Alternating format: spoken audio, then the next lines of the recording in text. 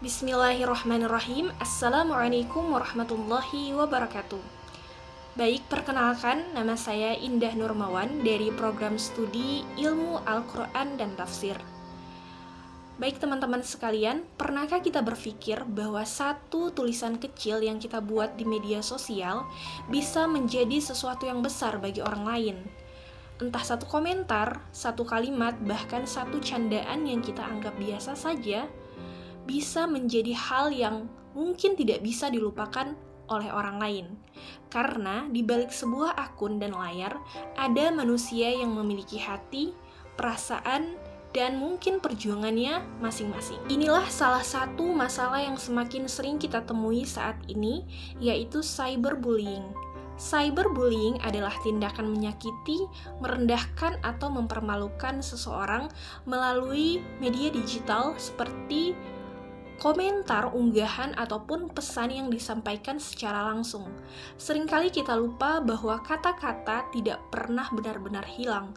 Walaupun hanya berupa tulisan, ia tetap bisa meninggalkan pengaruh dalam kehidupan seseorang. Jika kita melihat kembali di dalam Al-Quran, pada kisah Nabi Yusuf alaihissalam memberikan pelajaran tentang bagaimana rasa iri dan kebencian yang tidak dapat dijaga dan dapat membuat seseorang menyakiti orang lain.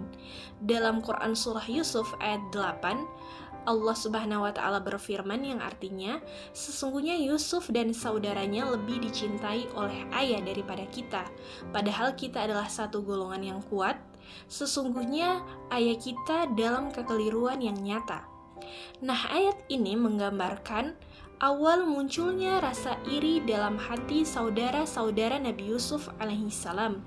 Perasaan tersebut membuat mereka melihat Nabi Yusuf bukan lagi sebagai saudara mereka, tetapi sebagai seseorang yang mereka benci. Namun, yang paling indah dari kisah Nabi Yusuf alaihissalam adalah ketika beliau memiliki alasan untuk membalas. Namun, beliau memilih justru untuk memaafkan. Dari sini kita belajar bahwa kekuatan bukan hanya tentang yang mampu membalas, tetapi tentang yang mampu menjaga hati. Nah, di zaman sekarang, mungkin kita tidak melemparkan kata-kata secara langsung, tetapi jari kita bisa menjadi jalan untuk menyakiti orang lain. Maka, sebelum kita menulis sesuatu, mari kita ingat, di balik layar yang kita lihat, ada hati yang tidak kita ketahui.